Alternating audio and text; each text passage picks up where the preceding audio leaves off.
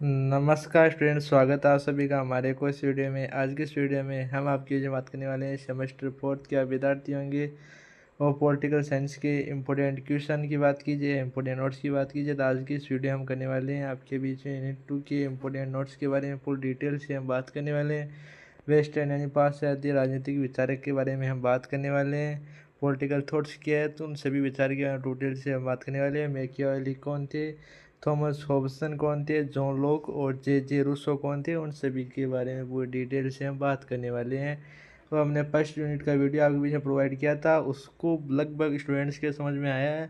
अगर फिर भी आपको समझ नहीं आया तो मैंने आज एक नया तरीका अपनाया, नए नोट्स अपनाए हैं, उनसे आपको फिर से मैं एक बार समझाने का प्रयास करूंगा। तो अगर आपको वो वीडियो सफिशिएंट लगता है तो उस वीडियो से समझ सकते हैं।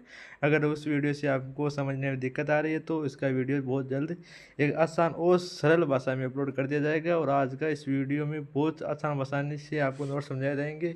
तो आज की इस वीडियो का हम प्रारंभ करते हैं। मैं गारंटी के साथ कर सकता हूँ कि आपको आज की यूनिट 2 का सिलेबस जो आपका मैकियावेली, थॉमस है और आपका जॉन है और आपका जो रूस है, उन सभी को मैं एकदम पूरी डिटेल से आपके बीच में समझाने का प्रयास करूँगा।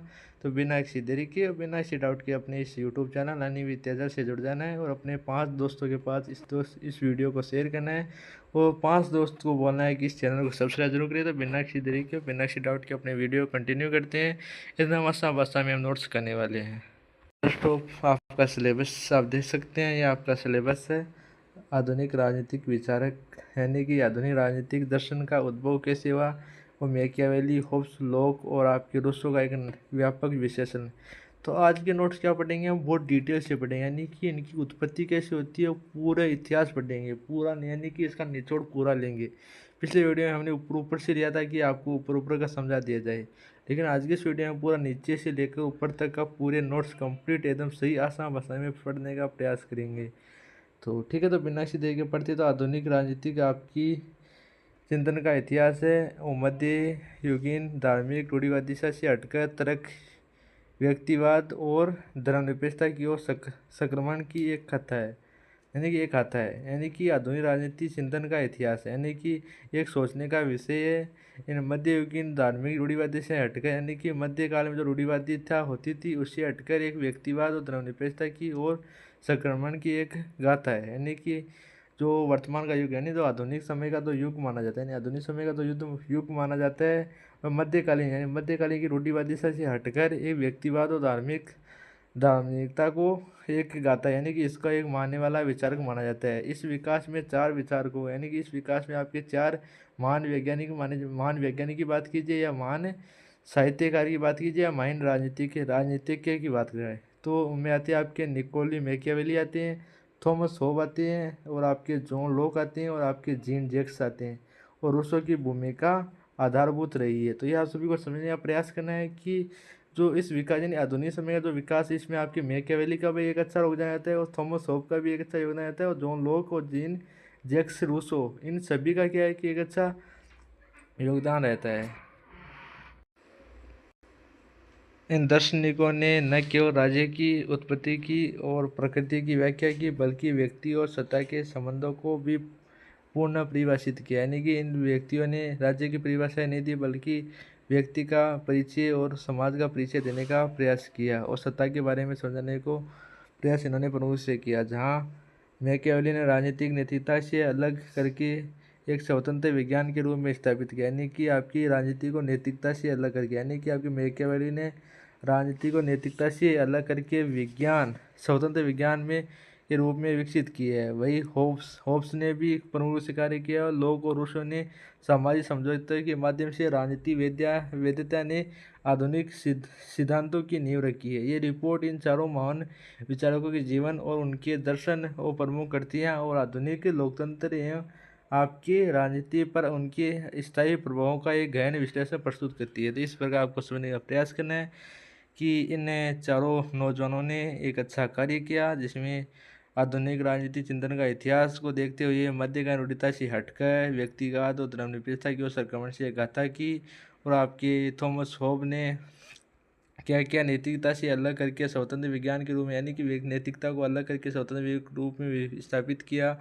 वहीं लोग रूसो और आपके होम्स और आपके रूसो ने, ये तीनों ने एक अच्छा कार्य किया और महान विचारों के जीवन ने इस प्रकार इन्होंने प्रमुख रूप से कार्य किया और वैश्विक राजनीति पर उनके स्थायी प्रभाव का एक महान विश्लेषण प्रस्तुत किया। इस प्रकार हम चारों किताब को डिटेल से पढ़ेंगे।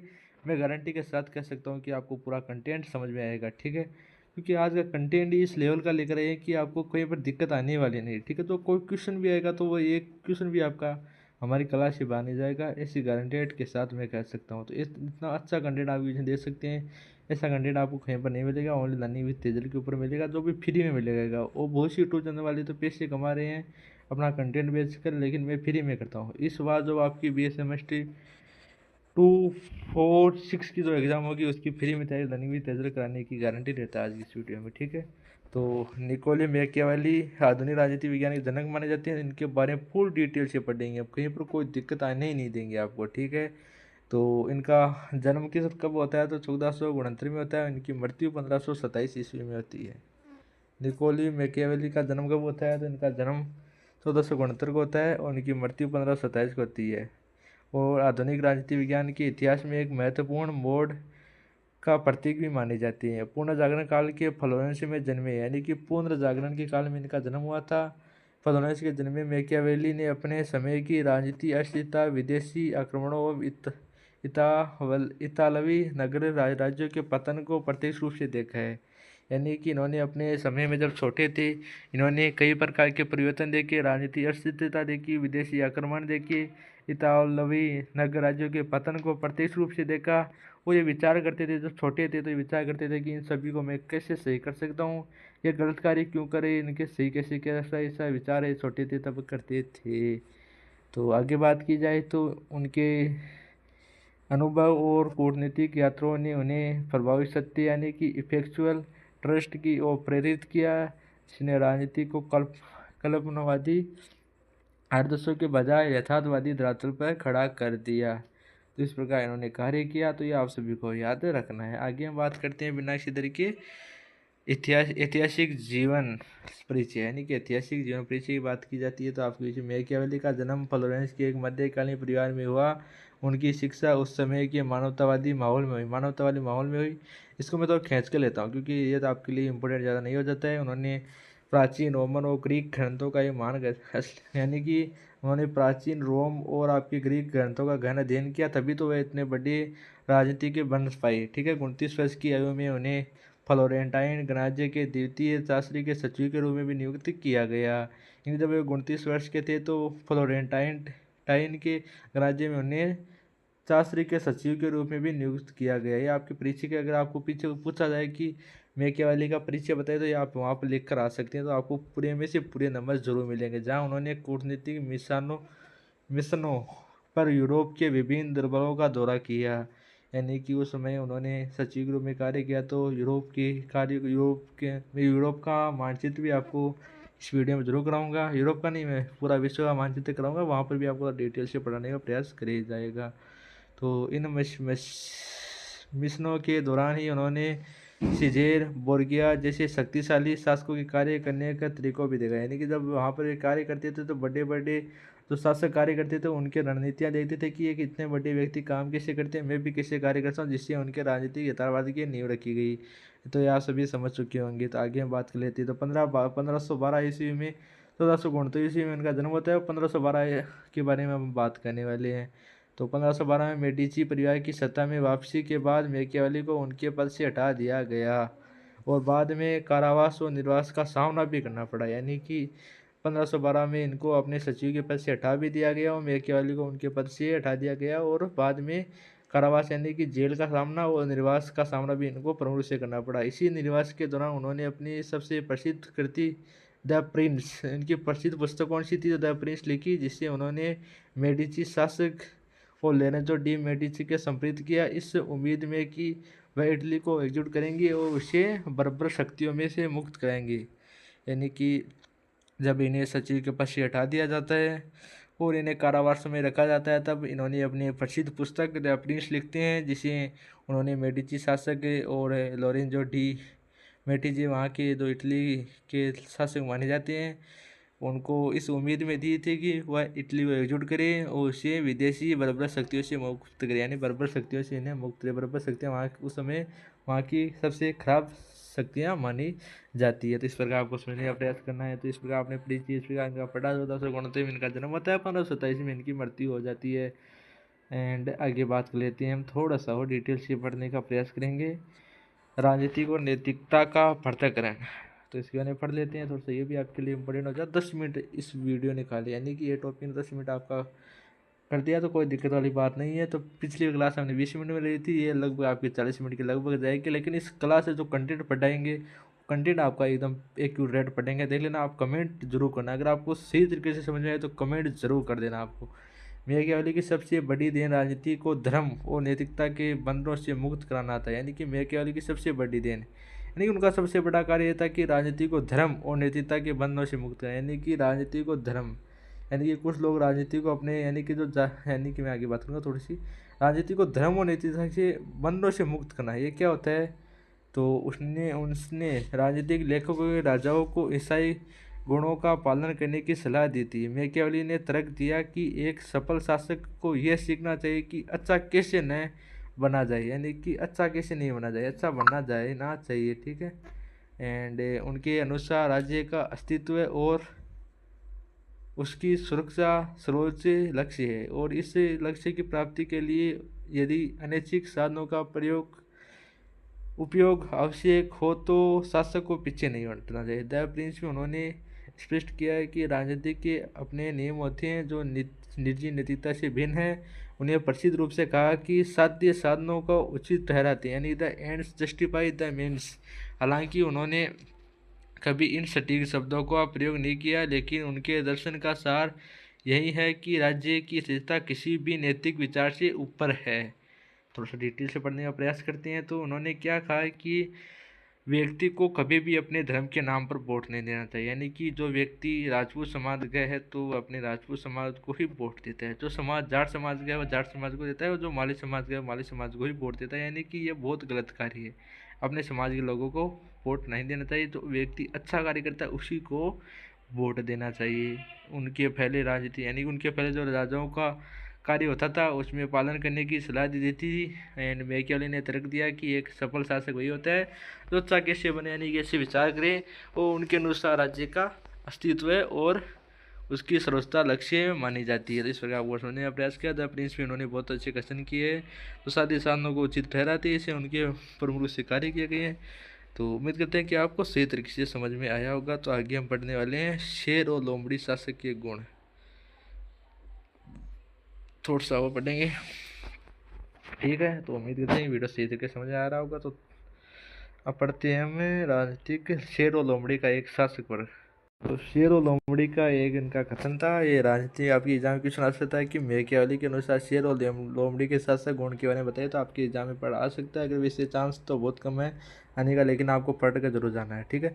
मैकियावेली ने शासन को शेर और लोमड़ी दोनों की होने की सलाह दी, यानी शेर और लोमड़ी दोनों होने की सलाह दी है। शेर लोमड़ियों को से भेड़ियों को डरा सकता है लेकिन जाल से नहीं बचा सकता, नहीं जाल से नहीं बच सकता। यानी कि आपका जो शेर होता है वो भेड़ियों को डरा सकता है। इसमें थोड़ी सी आपको सुनिए, ज़्यादा प्रयास नहीं क्योंकि ये कहानी है, कहानी तो आप आसानी से समझ आती है, तो आपको वह कोई दिक्कत वाली बात नहीं है। आपको सिर्फ समझने का प्रयास करना है। यानी कि शेर होता है वो भेड़ियों को डरा सकता है, लेकिन जब खुद जाल में बचता है तो वहाँ उसे बचा नहीं सकता। लोमड़ी जाल को पहचान सकती है, यानी लोमड़ी को पता है, लोमड़ी बहुत, यानी लोमड़ी में बहुत ज़्यादा दिमाग होता है तो वो जाल को पहचान सकती है, लेकिन भेड़ियों से लड़ नहीं सकती। यानी कि हर व्यक्ति में एक कमी होती है, हर एक व्यक्ति में एक अच्छी खूबी भी होती है, एक कमी भी होती है। तो शेर भेड़ियों डरा सकता है लेकिन जाल से नहीं बच सकता, लेकिन लोमड़ी जाल से बच सकती है लेकिन भेड़ियों से लड़ नहीं सकती। इसीलिए एक राजा को कूटनीतिक रूप से चतुर लोमड़ी और सैन्य रूप से शक्तिशाली शेर होना चाहिए। तो ये आप सभी को याद रखना है। सबसे आपके एग्जाम में कभी कभी क्वेश्चन आए कि हमें मैकियावेली के राजनीति के रूप में एक अच्छा कथन बताए, तो ये शेर और लोमड़ी वाला कथन बता देना। आपके एग्जाम में पूरे में से पूरे क्वेश्चन आएंगे, पूरे में से पूरे नंबर आएंगे, ठीक है। उन्होंने मानवीय स्वभाव को मौलिक रूप से स्वार्थी, लालची और अविश्वसनीय माना है।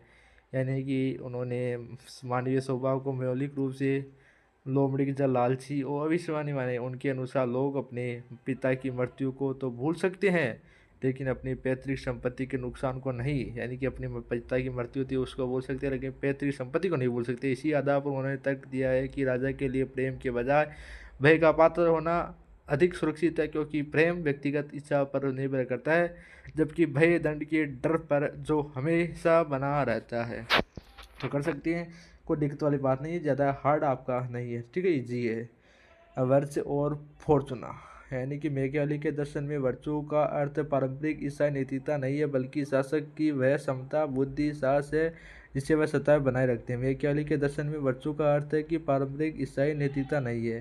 तो वर्चू का अर्थ क्या होता है? तो वर्चू का अर्थ आपका होता है कि पारंपरिक ईसाई नैतिकता नहीं है, बल्कि शासक की वह क्षमता, बुद्धि और साहस है जिससे वह सत्ता बनाए रखता है। दूसरी ओर फॉर्चूना भाग्य या उन अनियंत्रित परिस्थितियों का प्रतिनिधित्व करता है जो किसी भी शासक को चुनौती दे सकती है। मैकियावेली का मानना था कि वर्चू माध्यम से फॉर्चूना को नियंत्रित किया जा सकता है। उन्होंने भाग्य की तुलना एक ऐसी नदी से की है जो वर्चू के बांधों और तटबंधों को द्वारा नियंत्रित की जाती है। तो आप सभी को पढ़ने का प्रयास करना, समझने का प्रयास करें, सुनना है। मैंने पूरा प्रयास किया है। गणना जी और थोड़ा सा डिटेल से पढ़ लेती है। गणना जी अपना, ठीक है, इतना कर लेते हैं। तो थोड़ा सा इम्पोर्टेंट है, कर लेना है। तो गणना जी होता है प्रिंस, एक निर्गुण शासक की बात करती है, नहीं उनकी पुस्तक है वो एक निर्गुण शासन के बारे में बात करती है, और लेवी और उनके गणतंत्रवादी विचारों को प्रकट करती है। इसमें वे प्राचीन रोम के गणराज्य की प्रशंसा करते हैं और तर्क देते हैं कि एक स्वतंत्र स्वतंत्र ठीक है नागरिकों के सक्रिय भागीदारी को कानून का शासन आवश्यक है। वे मानते थे कि गणराज्य अधिक स्थिर होते हैं, लेकिन क्योंकि वे जनता के सामूहिक बुद्धिमत्ता पर आधारित होते हैं। तो इस प्रकार आपको समझने का प्रयास करना है। आगे अब डिटेल से पढ़ने वाले हैं। अवधारणा, किसकी अवधारणा? यथार्थवाद और संदर्भ में आपको ये लिखना है, ठीक है। ये आगे वाला आपको लिखना है। टेबल बना के मैंने बहुत टाइम लगा मैंने टेबल बनाने में, लेकिन मैंने आपके लिए बनाया, तभी तो मैं आपके लिए क्लासेज बहुत कम लेकर आता हूँ, कि कंटेंट तैयार करने में बहुत ज़्यादा समय लगता है, टेबल बनाने में टाइम लगता है, ठीक है। अवधारणा, तो यथार्थवाद की अवधारणा क्या है, इसके विवरण से बात करते हैं। संदर्भ में आपको लिखने का प्रयास करना है। यहाँ पर आपको आपके लिए खाली छोड़ा गया है कि आप लिख कर जरूर अपना प्रैक्टिस कर सकें। तो यथार्थवाद क्या होता है? राजनीति को वैसे ही देखना जैसे वह है, न कि जैसे उसे होना चाहिए। यानी कि राजनीति को वैसे देखना चाहिए जैसे उसे, न कि वैसे देखना जैसे वह है, यानी कि राजनीति को उसी प्रकार देखना है कि जो वर्तमान समय में विस्थापित है, न कि जैसे उसे होना चाहिए। यानी कि ऐसा नहीं सोचना चाहिए कि राजनीति ऐसी होना चाहिए, राजनीति में गरीबों को पैसे बांटने चाहिए, ऐसे नहीं सोचना चाहिए। यथार्थवाद ये होता है। वर्चू क्या है? तो वर्चू शासक की राजनीतिक कुशलता, साहस और रणनीतिक बुद्धिमत्ता है। यानी शासक की राजनीतिक कुशलता और साहस और रणनीतिक बुद्धिमत्ता मानी जाती है वर्चू। फॉर्चूना क्या? तो आपके एग्जाम में क्वेश्चन आएगा कि मैकियावेली के अनुसार यथार्थवाद क्या है, मैकियावेली के अनुसार वर्चू क्या है, मैकियावेली के अनुसार फॉर्चूना क्या है, साध्य और साधन क्या है, राष्ट्रीय सेना क्या है। इस प्रकार आपके एग्जाम में क्वेश्चन आ सकता है। तो फॉर्चूना क्या है? फॉर्चूना क्या है? तो आप फॉर्चूना पढ़ेंगे कि भाग्य, ठीक है, थोड़ा सा वेट करें। तो भाग्य या वे परिस्थितियाँ जो मानव नियंत्रण से बाहर है, उसे फॉर्चूना कहा जाता है, ठीक है।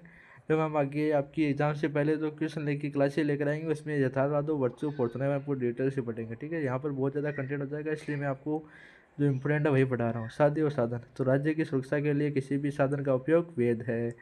राष्ट्रीय सेना, बढ़ेगी सैनिकों के बजाय अपने नागरिकों की सेना पर निर्भरता होनी चाहिए। ये मैकियावेली की कथन थे। आगे डिटेल से पढ़ते हैं थॉमस होब के बारे में, ठीक है। थॉमस होब के बारे में पढ़ते हैं।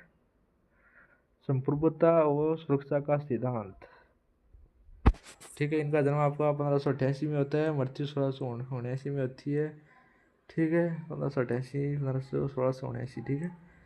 थॉमस होब एक अंग्रेजी दार्शनिक थे जिन्होंने राजनीतिक दर्शन को वैज्ञानिक आधार प्रदान करने का प्रयास किया। 17वीं शताब्दी में इंग्लैंड में हुए गृह युद्ध के विनाश और अराजकता ने उनके विचारों को गहराई से प्रभावित किया। यानी कि 17वीं शताब्दी में आपके इंग्लैंड में गृह युद्ध होता है, जिससे उनके दिल में आग लग जाती है कि मैं कुछ करके ही रहूँगा। इसी प्रकार अगर आपके घर में कोई गलत कार्य हो जाए तो आपके दिल में आग लगनी चाहिए कि मैं कुछ करके ही लौटूंगा। यानी कि आपके दिल में आग लगनी चाहिए, आपके दिल में आग लगनी चाहिए, ठीक है। तो ये उनकी थी।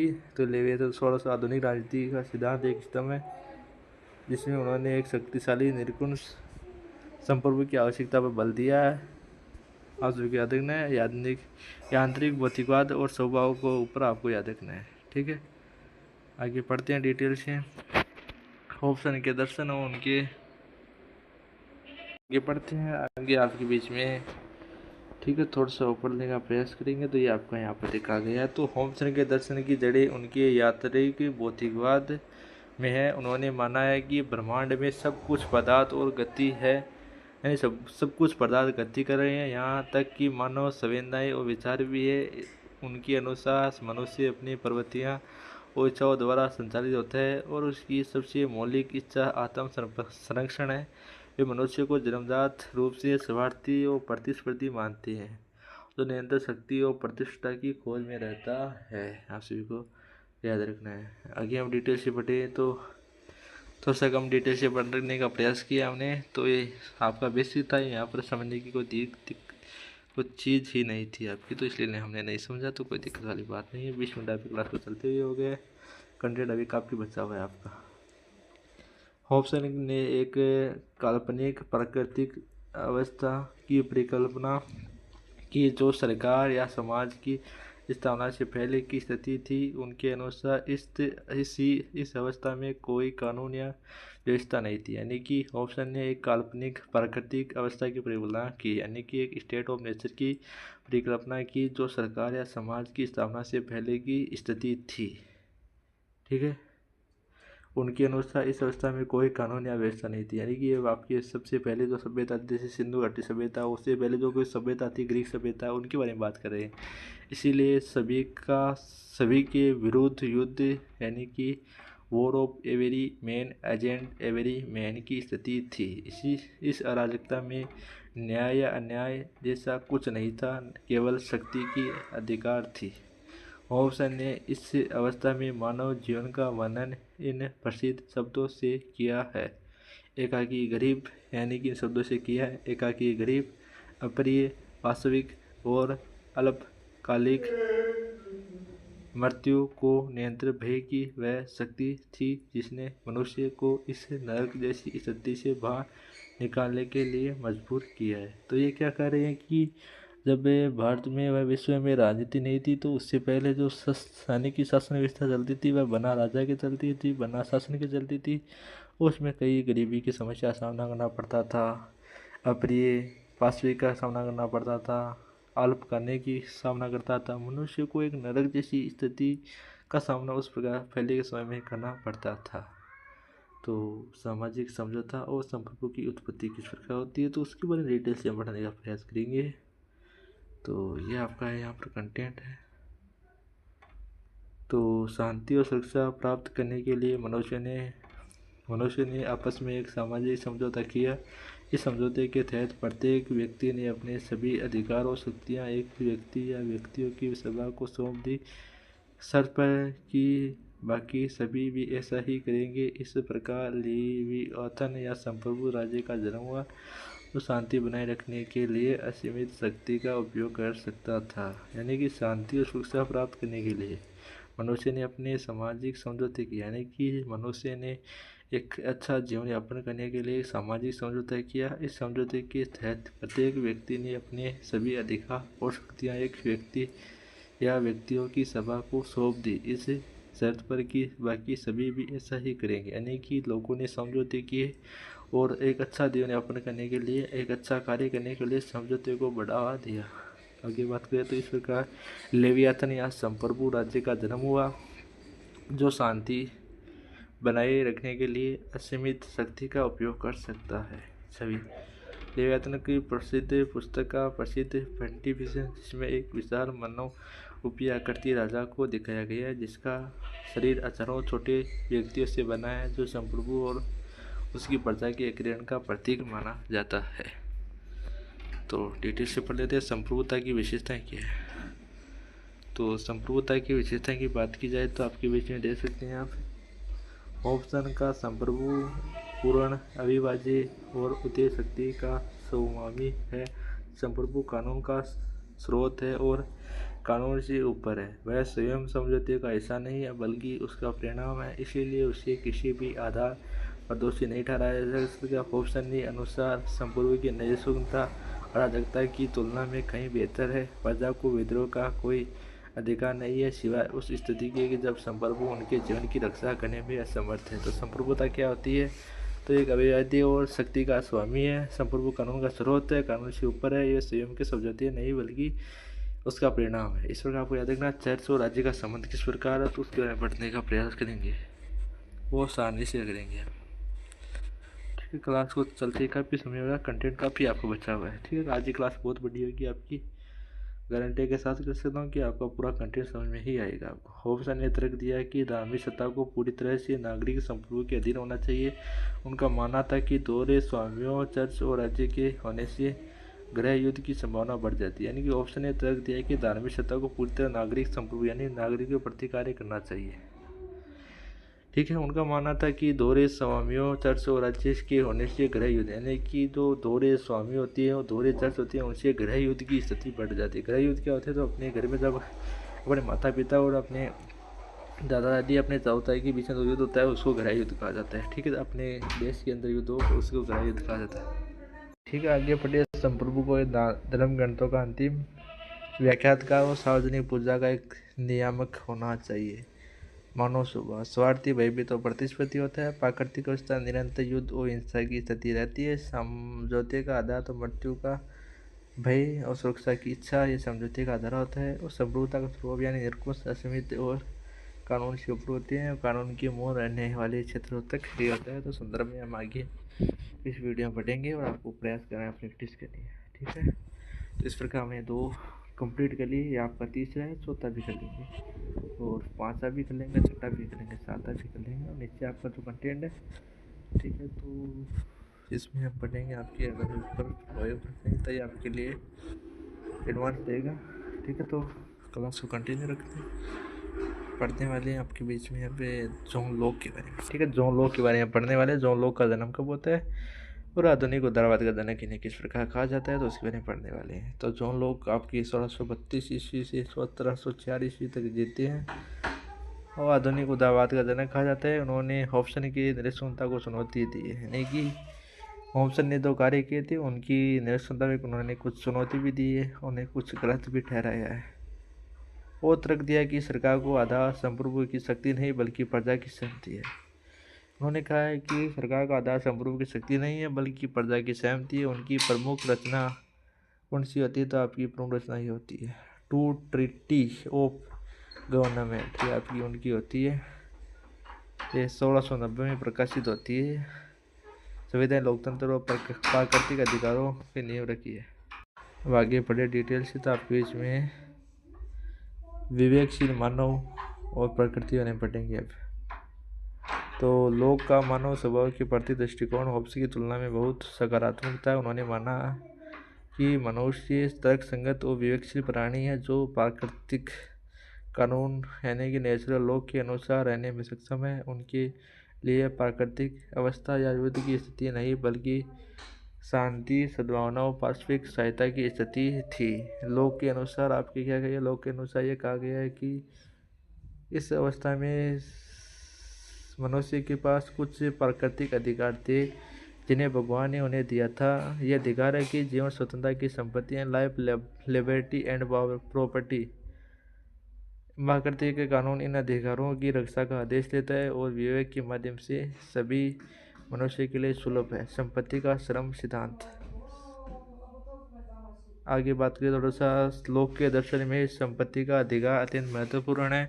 उन्होंने तर्क दिया कि यद्यपि दुनिया सभी मनुष्य के लिए सादा है, लेकिन जब कोई व्यक्ति श्रम को किसी प्राकृतिक संसाधनों के साथ मिलाता है तो वह उसकी निजी संपत्ति बन जाता है। उन्होंने सीमाएं भी लगाई कि व्यक्ति को केवल उतना ही लेना चाहिए जितना वह उपयोग कर सके, दूसरे के लिए भी पर्याप्त और उतना ही अच्छा छोड़ना भी चाहिए। संपत्ति के संरक्षण का ही लोक के सरकार की स्थापना का मुख्य उद्देश्य बनाया था। यानी कि उन्होंने कहा है कि व्यक्ति को उतना ही कमाना चाहिए जितना उसके लिए सफिशिएंट है और अपने आने वाली पीढ़ी के लिए भी सुरक्षित रखना चाहिए। सामाजिक समझौते और सहमति के बारे में क्या कथन है, तो ये भी आपको कथन ये आपको याद रखनी है। यानी कि सिंपली पढ़ा जाए तो ये आपकी एग्जाम में क्वेश्चन आएंगे कि आपको बताना है कि थॉमस आपके कौन थे, थॉमस हॉब्स। ठीक, थॉमस हॉब्स नहीं थे, आपके कौन थे, यानी कि आपके एग्जाम में सिंपली क्वेश्चन आया कि जॉन लॉक के अनुसार सीमित सरकार उस शक्तियों का पृथक्करण किस प्रकार सिंपली समझाई थी। आपके इस प्रकार क्वेश्चन आएंगे तो आपको ये याद करने का प्रयास करना है और एग्जाम से पहले आपके क्वेश्चन भी हम करने का प्रयास करेंगे। तो प्राकृतिक अवस्था के शांतिपूर्ण होने के बावजूद लोग ने इसमें कुछ असुविधाएं देखी है। वहाँ कोई निष्पक्ष न्यायाधीश नहीं था जो विवादों को सुलझा सके और न ही कोई कानून को लागू करने वाली शक्ति थी। इन कमियों को दूर करने के लिए मनुष्य ने स्वेच्छा से एक सामाजिक समझौते किए और एक नागरिक समाज का गठन किया। लोग का समझौता दो चरणों में देखा जा सकता है। पहला लोगों में आपस में मिलकर समाज बनाया और फिर समाज ने सरकार को अपनी शक्तियाँ सौंपी। महत्वपूर्ण बात यह है कि समझौता सहमति पर आधारित था। वे सरकार वही है जो शासितों की सहमति से चलती है। तो इस प्रकार समझने का प्रयास करना है। आगे पढ़ते हैं। सीमित सरकार और शक्तियों का पृथक्करण किस प्रकार होता है। तो ये ठीक है। होब्स के विपरीत थे आपके लोग। होब्स के विपरीत लोगों का संप्रभु असीमित नहीं है। सरकार एक ट्रस्ट की तरह है जिसे लोगों के अधिकारों की रक्षा का दायित्व सौंपा गया है। यदि सरकार अपने अधिकार क्षेत्र से बाहर जाती है या लोगों के प्राकृतिक अधिकारों का उल्लंघन करती है तो वह अवैध हो जाती है। लोग ने शक्तियों के पृथक्करण का सिद्धांत दिया है। उन्होंने विधायिका को सर्वोच्च शक्ति माना है लेकिन उसे भी कानून के अधीन रखा गया। उन्होंने कार्यकारिणी और संघ शक्ति को कार्यों को स्पष्ट भी किया है। आगे बात करें डिटेल से। तो विद्रोह का अधिकार लोग को सबसे क्रांतिकारी विद्रोह का अधिकार था। उन्होंने तर्क दिया है कि सरकार केवल अधिकारों की रक्षा नहीं बल्कि यदि वह अत्याचारी बन जाती है तो लोगों को उसे उखाड़ फेंकने और नई सरकार बनाने का नैतिक अधिकार है। यानी कि जब सरकार व्यक्तियों के लिए कार्य नहीं करती तो उसको उठाने का भी अधिकार लोगों के पास होता है। प्राकृतिक अधिकार जीवन स्वतंत्रता और संपत्ति। शासन का अधिकार शासितों के नियंत्रण सहमति होती है। सरकार की प्रकृति सीमित संवैधानिक और उत्तरदायी होती है और संपत्ति का स्रोत व्यक्ति का अपना श्रम है। तो होता है इस प्रकार। संपत्ति का स्रोत व्यक्ति का अपना श्रम होता है। राज्य का उद्देश्य व्यक्तिगत अधिकारों और सार्वजनिक हित की रक्षा करता है। तो अब हम बात करने वाले जे रूसो का सकते हैं जीन जैक्स रूसो सामान्य इच्छा और लोकप्रिय संप्रभुता के बारे में पढ़ने वाले हैं। तो डिटेल से पढ़ेंगे। क्लास को चलते हुए 32 मिनट हो गई है। कंटेंट आपको समझ में आ रहा होगा। एकदम से तरीके से कंटेंट समझ आएगा इसी गारंटी के साथ मैं कह सकता हूँ। और आपके बीच में बहुत जल्द माइक लेने का प्रयास करेंगे लेकिन उसके लिए थोड़ा सा सहयोग चाहिए तो वो सहयोग आप करना चाहिए तो कर देना। तो जीन जैक्स रूसो 1712 में इनका जन्म होता है। 1778 में इनका मृत्यु भी हो जाती है और ये बहुत कम समय तक ही जीते हैं। लगभग आपकी 66 वर्ष तक ही जी पाते हैं। 66 वर्ष तक ही जी पाते हैं। उन्होंने बहुत अच्छे कार्य किए 66 वर्ष तक जी कर भी। तो जीन जैक्स रूसो ने प्रबुद्धता काल के विवेकवाद को चुनौती दी और भावनाओं एवं सामुदायिक एकजुटता पर जोर दिया। उनकी रचना द सोशल कॉन्ट्रैक्ट इनकी पुस्तक का नाम है। आपकी पुस्तक पूछ सकता है कि सोशल कॉन्ट्रैक्ट पुस्तक के लेखक कौन थे। इन्होंने 1762 ईस्वी में इसको प्रकाशित किया और इनके प्रकाशित करने के बाद 6 साल बाद में मर भी यानी मृत्यु भी हो गई। संप्रभुता का सिद्धांत प्रस्तुत किया जिसे आधुनिक लोकतंत्र के विकास में महत्वपूर्ण भूमिका निभाई है। और आगे आपका ये पढ़ते हैं। तो सभ्यता की आलोचना और नोबेल सेवरेज। तो रूसो का मानना था कि मनुष्य स्वभाव से अच्छा है लेकिन समाज और सभ्यता ने उसे भ्रष्ट किया है। यानी व्यक्ति अपने स्वभाव से अच्छा होता है लेकिन समाज उसे भ्रष्ट कर देता है। उन्होंने नोबेल सेवरेज की कल्पना की कि एक ऐसा आदिम मानव जो स्वतंत्र सुखी और संतुष्ट था। उनका प्रसिद्ध कथन है कि मनुष्य स्वतंत्र पैदा होता है लेकिन हर जगह वह जंजीरों में जकड़ जाता है। उनके अनुसार निजी संपत्ति के उदय ने असमानता ईर्ष्या और संघर्ष को जन्म दिया है। इसी के परिणाम स्वरूप एक कपटपूर्ण सामाजिक समझौता हुआ है जिसे अमीरों ने गरीबों पर अपनी संपत्ति की रक्षा के लिए थोप दिया। और रूसो एक ऐसे सच्चे समझौते की तलाश में थे कि मनुष्य की खोई हुई स्वतंत्रता को वापस दिला सके। तो समझ चुके होंगे। अगर नहीं भी समझे तो आपको एक आप पढ़ कर प्रयास करना है। ज़रूर समझेंगे या क्लास को एक और 2x की स्पीड में देखेंगे तो वो आपको फिर से समझ में आ जाएगा। लेकिन मेरे पास इतना ज़्यादा समय नहीं है कि मैं आपको फिर से समझने का प्रयास कर सकूँ क्योंकि ये सेमेस्टर में लगभग आपकी 100 सब्जेक्ट होती है तो उन सभी की क्लासेस कवर करना भी बहुत बड़ी बात होती है एक टीचर के द्वारा। और आपकी अलग अलग क्लासेस प्रोवाइड कर रहा हूँ। आप सिंपली खुद सोच सकते हैं कि एक टीचर वो सब्जेक्ट आप मान के चलिए। बीए की बात कीजिए। बीए की आपकी 15 सब्जेक्ट होती है और आपकी बीए में 15 सेकेंड सेमेस्टर की हो जाती है और 15 आपकी थर्ड की हो जाती है। यानी इस प्रकार आपकी बीए की बात की जाए तो आपकी बीए की 50 सब्जेक्ट हो जाती है। ठीक है, 50 सब्जेक्ट हो जाती है। बीएससी की आगे 50 सब्जेक्ट हो जाती है और बीकॉम के 50 सब्जेक्ट मान के चलिए। तो इस प्रकार 50 यानी कि आपकी 3 को लेते हैं तो 150 क्लास होती है। 150 को आप इंटू कर सकते हैं कि मैं प्रत्येक सब्जेक्ट की मैं कितनी क्लास लेता हूँ। तो प्रत्येक सब्जेक्ट की लगभग 5 क्लासेज लेता हूँ। तो आप डिवाइड कर सकते हैं कि कितनी क्लासेज मेरे द्वारा ली जाती है। आप डिवाइड करके बताइए कि कितनी क्लासेज मैं लेता हूँ। तो इतना समय नहीं रहता है। आप भी सोचने का विचार करिए कि हमें इतना अच्छा समझा रही हैं और अपना कंटेंट भी दे रहे हैं, तो ये बहुत बड़ी बात हो जाती है। तो रूसो के दर्शन का केंद्र सामान्य इच्छा की अवधारणा है। यह केवल व्यक्तिगत इच्छाओं का योग नहीं बल्कि वह सामूहिक इच्छा है जो पूरे समुदाय के सामान्य हित की ओर निर्देशित होती है। समझौते के माध्यम से प्रत्येक व्यक्ति अपनी स्वतंत्रता और अधिकार पूरी तरह से समुदाय को सौंप देता है। चूँकि व्यक्ति स्वयं उस समुदाय का हिस्सा है, इसलिए वह वास्तव में किसी और के अधीन नहीं होता है बल्कि अपनी ही सामूहिक इच्छा के अधीन होता है। रूसो ने कहा कि जो व्यक्ति सामान्य इच्छा का पालन नहीं करेगा उसे स्वतंत्र होने के लिए मजबूर किया जाएगा। इसका अर्थ है कि उसे उसके सच्चे और नैतिक हित की ओर वापस लाया जाएगा। आगे पढ़ते हैं। आगे लोकप्रिय संप्रभुता। ठीक है, तो लेकिन लोकप्रिय और संप्रभुता को प्रत्येक श्लोक संदर्भ तो आपने डिवाइड किया होगा, तो इसका राइट आंसर क्या आया होगा। तो आप कहेंगे कि लगभग 600 क्लासेज हो जाती है। अब 600 क्लासेज को आप डिवाइड कीजिए। प्रत्येक क्लास मेरी मिनिमम या मैक्सिमम की बात की जाए लगभग 30 मिनट की आपकी क्लास होती है। ठीक है, तो ये भी आप डिवाइड करके बता दीजिए। आप कहेंगे कि सर हमें मैथ क्यों पढ़ा रहे हैं। मैथ पढ़ा रहा हूँ क्योंकि आप कमेंट करती हैं और मैसेज करती हैं, क्योंकि आपको जो सुविधा दी गई है आप उसका गलत फ़ायदा उठाती हैं और मेरे को बार बार मैसेज करके कहते हैं कि सर क्लासेज नहीं हो रही है, सर इसका कंटेंट कब मिलेगा, कहाँ मिलेगा। वो मैं अपना एक छोटा सा जीव क्या क्या करूँ आपके लिए। तो ये भी डिवाइड करके बता दीजिए कि 600 क्लास 30 मिनट की होती है, मिनिमम 30 की और मैक्सिमम आपकी 30 की होती है। तो आप डिवाइड करके बताइए। ठीक है, तो आगे पढ़ लेते हैं। ये भी आप डिवाइड कर लेना, तब तक मैं आपको एक टॉपिक पढ़ा देता हूँ। तो रूसो के लिए संप्रभुता अविभाज्य और अधेय है और यह केवल जनता में निवास करती है। वे प्रतिनिधित्व के विचार के विरोधी थे और प्रत्येक लोकतंत्र के समर्थक थे जहाँ नागरिक स्वयं कानून बनाने के प्रक्रिया में भाग लेते हैं। उनके अनुसार कानून सामान्य इच्छा की अभिव्यक्ति है और चूँकि जनता ही संप्रभु है इसीलिए वह कभी अपने प्रति अन्याय पूर्ण नहीं हो सकती है। रूसो ने राज्य को एक नैतिक व्यक्ति माना है जिसकी अपनी एक सामूहिक आत्मा होती है।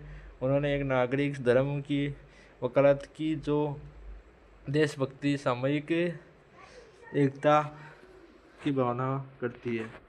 तो आपने डिवाइड कर लिया है कि इसका राइट आंसर क्या है। आप कहेंगे कि 1800 मिनट हो गई आपकी। ठीक है, 1800 आप कहेंगे ये हमने डिवाइड किससे किया। तो आप सिंपली इन दोनों जीरो को भूल जाइए यहाँ पर। ठीक है, तो 18 होता है, तो 18 को या आप तीन जीरो आगे लगा देंगे तो आपका 1800 राइट आंसर हो जाएगा। तो अब 18 को आपको डिवाइड करना है कि 1800 मिनट यानी कि 60 मिनट में आपकी 1 घंटा होता है। तो अब घंटे भी निकाल दीजिए कितने घंटे आपकी क्लास होती है। तो आप 60 यहाँ पर लिखेंगे तो आपको राइट आंसर क्या जाएगा। तो ये भी आपको करके दिखा देता हूँ। 10 से 1 0 हट जाएगा आपका और 36 यानी कि 300 घंटे की क्लासेज मैं आपके बीच में लेता हूँ। ठीक है, तो आप देख सकते हैं कि 300 घंटे 24 घंटे में से कब कब एक घंटा 20 मिनट निकाल कर आपकी क्लासेज कराई जाती है। तो ये आपका बहुत बड़ी कार्य लर्निंग विद डायरेक्टर के सर के द्वारा किया जा रहा है और कोई वो टीचर भी नहीं है मेरे पास। अगर आपके बीच में कोई टीचर हो तो ज़रूर मेरे को बताएं, तो मैं उनको यहाँ पर पढ़ाने का मौका ज़रूर दूंगा। लेकिन हमारा चैनल ज़्यादा बड़ा भी तो नहीं है, यहाँ पर टीचर आते भी नहीं है क्योंकि हमारा यूट्यूब चैनल ज़्यादा बड़ा नहीं है। तो इसलिए आप सपोर्ट कीजिए, आपके लिए कार्य मैं निरंतर करूँगा, आप ज़रूर सपोर्ट करें। ठीक है, तो सामान्य इच्छा समुदाय का सामूहिक हित जो हमेशा सही होता है। लोकप्रिय संप्रभुता यानी सत्ता का स्रोत पूरी तरह से जनता में है। स्वतंत्रता के स्वयं द्वारा बनाए गए कानून का पालन करना चाहिए। सभ्यता का प्रभाव मनुष्य की प्राकृतिक इच्छाई और विनाश के लिए होता है। तो ये नीचे वाला आपके लिए है। होप्स श्लोक इनके बारे में थोड़ा सा बताया गया, तो आपको पढ़ने का प्रयास करना है PDF से। तो तुलनात्मक करते हैं, थोड़ा सा करेंगे। ये इम्पोर्टेंट हो जाता है आपके लिए, थोड़ा सा इम्पोर्टेंट है, ये करते हैं। ठीक है, वैसे इम्पोर्टेंट है आपके लिए, बहुत ज़्यादा इम्पोर्टेंट भी मान सकते हैं आप। तो मनुष्य के लिए आपका ये तीनों के बारे में इसका क्या है कि तुलना की जा रही है आपकी। तो उस समय आपको थोड़ा सा वेट तो थोड़ा सा करना पड़ेगा आपको। तो इन तीनों का आपका क्या है कि इन तीनों का आपको ये आप पढ़ लेंगे तो आपको पूरा कंटेंट समझ में आ जाएगा, ये मेरी गारंटी है। आप अगर इसको एकदम सीधे तरीके से पढ़ लेते हैं तो आपको पूरा कंटेंट समझ में आ जाएगा। ठीक है, ठीक है, ये आप पढ़ लेंगे तो पूरा कंटेंट आपको समझ आ जाएगा। ठीक है, तो ये सारणी आप अगर समझ लेते हैं तो बहुत अच्छी बात है, आपके लिए बहुत अच्छा कार्य हो जाएगा। तो इसकी साइज कम कर लेते हैं, आपकी बीच में ये इतने कर लेते हैं। तो मानव स्वभाव किस्सा था। मानव स्वभाव की बात की जाए आपके अंतर्गत तो मानव स्वभाव आपका थॉमसन का किस्सा था। तो मानव स्वभाव थॉमसन का स्वार्थी और संघर्षपूर्ण था। और इसमें आगे बात की जाए आपके जॉन लॉक का बात की जाए तो विवेकशील और सहयोगी था इनका। ठीक है, विवेकशील और सहयोगी था। और जे रूसो की बात की जाए तो इनका स्वाभाविक रूप से अच्छा था, इनका अच्छा था। इनका स्वभाव बताया कि प्राकृतिक अवस्था, इनकी प्राकृतिक अवस्था कैसी थी? तो इनकी प्राकृतिक अवस्था आप देख सकते हैं कि इनकी प्राकृतिक अवस्था युद्ध की स्थिति असुरक्षित थी और शांतिपूर्ण लेकिन असुविधाजनक भी थी, और सुख लेकिन संपत्ति के भ्रष्ट थे। समझौते का स्वरूप कैसा था इनका? और इनका पूर्ण आत्मसमर्पण था। ठीक है, और सतत हस्ताक्षरण थे और समुदाय में पूर्ण विलयन थे। और संपूर्णता का स्थान एक संघर्ष निरकुश शासकता और सीमित सरकार की विधायिका था। सामान्य इच्छा पूरी जनता के बीच थी। राज्य का आधार था भय और सुरक्षा, अधिकार सहमति इनके बीच दोनों लोग का था। और नैतिकता और सामान्य हित आपके जे रूसो का था। विद्रोह का अधिकार। ठीक है, ये आपको कर लिया हमने कंटेंट। आगे करते हैं। ये क्लास बहुत बढ़िया हो गई है। इसमें मेरे को बहुत दिक्कत है कि अपलोड करूँगा दिक्कत आएगी, इसको एडिट करूँगा तो दिक्कत आएगी, बहुत दिक्कत आएगी। क्योंकि जब मैं बड़ा वीडियो शूट करता हूँ और बड़ा वीडियो सेव होने में लगभग आपका, आप सोचेंगे नहीं कि ये क्लासेस इतनी करा रहे हैं सर, इनको बहुत समय, मेरे को बैकग्राउंड में इतनी मेहनत करनी पड़ती है कि ये क्लासेस प्रोवाइड करता हूँ, ये यहाँ पर अपलोड करता हूँ ना। लगभग इस क्लास को मैं रिकॉर्ड करूँगा 1 घंटे में, इस क्लास को रिकॉर्ड करूँगा 1 घंटे पहले इस क्लास की प्रैक्टिस की। ठीक है, 2 घंटे हो गए आपकी। अब 1 घंटे इसको मैंने एडिट करने में ज़्यादा समय नहीं लगता, लगभग 10 मिनट में आपकी एडिट कर देता हूँ मैं। और इसको सेव होने में, इस वीडियो को 1 घंटे का वीडियो तो लगभग इसको 40 मिनट सेव होने में लग जाएगी। अपलोड होने में लग जाएगा 1 घंटा लग जाएगा, क्योंकि वाईफाई नहीं है, फ़ोन के द्वारा ही इसको अपलोड किया जाता है, वानी की 5G नेटवर्क से अपलोड किया जाता है। इस प्रकार आप देख सकते हैं कि ये वीडियो अपलोड करता हूँ, उसमें 5 घंटे आपके लगभग लग जाते हैं।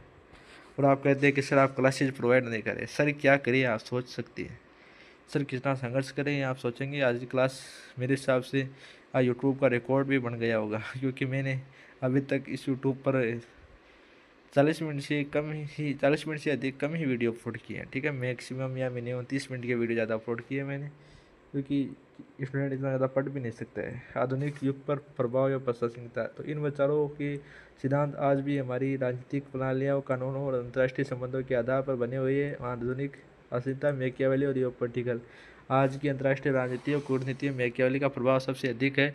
जियोपॉलिटिकल का सिद्धांत जो विचारधारा या नैतिकता के बजाय राष्ट्रीय हितों और शक्ति संतुलन के लिए माना जाता है। ठीक है, ऑप्शन और राष्ट्रीय सुरक्षा, तो ये नीचे वाला कंटेंट मेरे हिसाब से आपके लिए इम्पोर्टेंट है, थोड़ा बहुत है, ज़्यादा नहीं है। तो थॉमसन और राष्ट्रीय सुरक्षा, थॉमसन का प्रभाव आधुनिक असफल राज्यों की चर्चा में देखा जा सकता है। उनकी यह चेतावनी की सतह अवामी समाज सभी के विरुद्ध युद्ध की स्थिति में देखा जाता है। लोग अमेरिका स्वतंत्रता की घोषणा में 1700 में अमेरिका की स्वतंत्रता की घोषणा होती है, और संविधान जॉन लॉक के विचारों की सीधे अनुपात जैसे लगते हैं। थॉमस जेफरसन का जीवन स्वतंत्रता उत्सव की खोज की है, और ये आपके लिए इम्पोर्टेंट है। निष्कर्ष आपका आ गया है। और नीचे इसकी जो इंग्लिश मीडियम वाले स्टूडेंट तो नहीं पढ़ पाएंगे मेरे हिसाब से, इसको नहीं पढ़ पाएंगे, ये तो इसकी कोडिंग आएगी, इसकी कोडिंग है। तो यूनिट का हमने सिलेबस बहुत अच्छी तरीके से किया है। वैसे यूनिट 2 के नोट्स कुछ स्टूडेंट के पास ये भी शेयर किया गया है, तो ये भी आप पढ़ सकते हैं, लेकिन इसमें उतना सफिशिएंट नहीं है। ठीक है, उतना जो सफिशिएंट होता है कंटेंट, वो इतना सफिशिएंट कंटेंट यहाँ पर नहीं है, वहाँ पर मैंने प्रोवाइड कर दिया है। इंग्लिश मीडियम वाले स्टूडेंट ये पढ़ सकते हैं, आपके लिए हो सकता है, तो ये भी आप कर सकते हैं। ये अगर समय रहता मैं आपको ज़रूर पढ़ाता, लेकिन ये तो बहुत बेसिक है, इतना बेसिक आपके एग्ज़ाम में आता ही नहीं, तो इतना बेसिक आपको नहीं करना चाहिए, बहुत बेसिक है, इसमें बेसिक बहुत ज़्यादा बेसिक है। तो इतना बेसिक तो क्या पढ़ेंगे आप, तो बेसिक तो रहने दीजिए, एडवांस ही पढ़िए आप। तो अच्छा है आपने वीडियो को शुरू से अंत तक देखा है। यूनिट 3 के नोट्स भी एक अच्छे तरीके से करेंगे, तो यूनिट फर्स्ट के नोट्स में थोड़ी सी दिक्कत आई है, तो वो भी हम कहीं पर समय मिला तो उसको करने का प्रयास करेंगे। अभी उस यूनिट फर्स्ट के वीडियो को आपको देखना है, लेकिन यूनिट 2 का वीडियो आपको एक अच्छा मिल गया है, तो इसके लिए बहुत धन्यवाद। तो लर्निंग विद को सब्सक्राइब कर दें, लाइक शेयर अपने एक दोस्त के पास भी शेयर करें। तो आज के इस वीडियो में इतना ही। अच्छी मिलती है अच्छी वीडियो में अच्छी रेडी के साथ, तब तक के लिए जय हिंद जय भारत साथियों।